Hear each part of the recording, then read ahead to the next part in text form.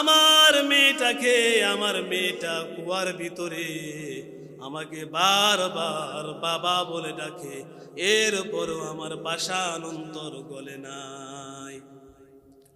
আমি বড় একটা পাথর নিলাম, বড় একটা পাথর নিয়া আমি আমার কন্যা সন্তান উম্মে জামিলার মাথার উপরে ফেলে দিলাম। আমি দেখলাম আমার মেয়েটা আমাকে ডাকতেছিল, বাবা আমি আপনাকে কথা দিলাম কোনদিন আমি আপনাকে বাবা বলে ডাকবো না, এরপরও আপনি আমাকে মারবেন না, এরপরও আপনি আমাকে মারবেন না। আমি দেখতেছিলাম আমার মেয়েটা বারবার আকুতি মিনতি করেছিল, বাঁচার জন্য আমার কাছে কত মিনতি করেছিল। আমি নিষ্ঠুর বাবা। এরপরে আর একটা পাথর আমি উম্মে জামিলার মাথার উপরে ফেলিয়ে দিলাম। উম্মে জামিলা আবার তখনও ডাকতেছিল, বাবা আপনি আমাকে মারবেন না, কোনদিন আমি আপনাকে বাবা বলে ডাকবো না, আপনার সামনে আমি কোনদিন আসবো না, যেই দিকে আমার চোখ দুটি যাবে সেই দিকে আমি চলে যাব। কোনদিন আমি বাবার দাবি নিয়া কোনদিন আমি আপনার মেয়ে হিসাবে পরিচয় দিব না। ইয়া রাসূলুল্লাহ, এরপরও আমি মানলাম না। আমি আমার সন্তানকে এত পরিমাণ পাথর মেরেছিলাম, এক পর্যায়ে যখন কুয়াটা বন্ধ হয়ে গেল, ইয়া রাসূলুল্লাহ, কুয়ার ভিতর থেকে আওয়াজ আসতে শুরু করলো।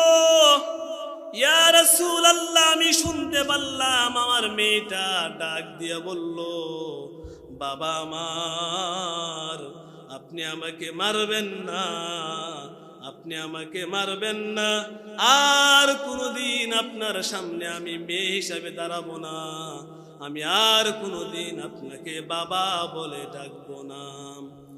আল্লাহর নবীজি কথাগুলি শুনতেছিলেন। আল্লাহর নবীজির চক্ষু দিয়া ঝর্ণার মতো পানি পড়তে শুরু করল। আমার নবীজি বললেন, দাহিয়া রে, মানুষের অন্তর কি এত পাষাণ হয়? তোমার কলিজাটা এত পাষাণ ছিল, ছোট্ট একটা মেয়ে বাচ্চাকে তুমি বাবা হয়ে জ্যান্ত একটা ছোট্ট মেয়ে বাচ্চাকে তুমি কিভাবে মেরে ফেললাম?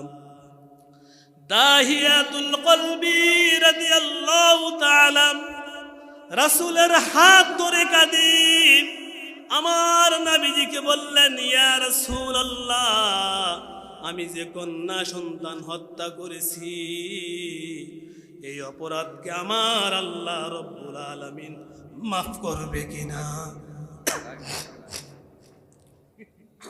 আমার এই অপরাধ আল্লাহ মাফ করবে কিনা? বিশ্ব নবীজি সাল্লাল্লাহু আলাইহি ওয়াসাল্লাম এবার নবীজিকে জড়িয়ে দাহিয়াতুল কলবি রাদিয়াল্লাহু তাআলা যখন জড়িয়ে ধরলেন, আমার নবীজি বললেন, ও দাহিয়াতুল কলবি রাদিয়াল্লাহু তাআলা বিশ্ব নবীজিকে ডাক দিয়া বললেন, ইয়া রাসূলুল্লাহ, ইয়া হাবিবাল্লাহ, আমি যে অন্যায় করলাম, অপরাধ করলাম, এই অন্যায় আর অপরাধ আমার মালিক মাফ করবে কিনা? মুহাম্মাদুর রাসূলুল্লাহ সাল্লাল্লাহু আলাইহি সাল্লাম বললেন, দাহিয়াতুল কলবি, তুমি জেনে রাখো, যেহেতু তুমি জাহালাতের কারণ।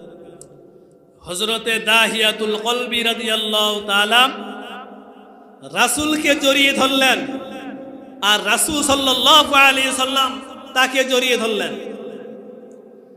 রাসূল সাল্লাল্লাহু আলাইহি সাল্লাম বললেন, দাহিয়া, তুমি তো জাহালাতের কারণে, তুমি তো কাফের ছিলে, তুমি তো আল্লাহ বিশ্বাসী ছিলে না, তুমি জাহালাতের কারণে তুমি তোমার কন্যা সন্তানকে হত্যা করেছো। যেহেতু তুমি বুঝো নাই, তোমার ভিতরে ইসলামের জ্ঞান ছিল না, তোমার ভিতরে আল্লাহর ভয় ছিল না, ওই জন্য তুমি তোমার সন্তানকে মেরে ফেলেছো। যেহেতু তুমি আমার কাছে তওবা করতেছো, তুমি মুসলমান হবে, আল্লাহ রাব্বুল আলামিন তোমার পূর্বের যত গুনাহ আছে আল্লাহ রাব্বুল আলামিন মাফ করে দিয়েছেন। তাহলে আমার আপনার গুনাহ কি এরকম?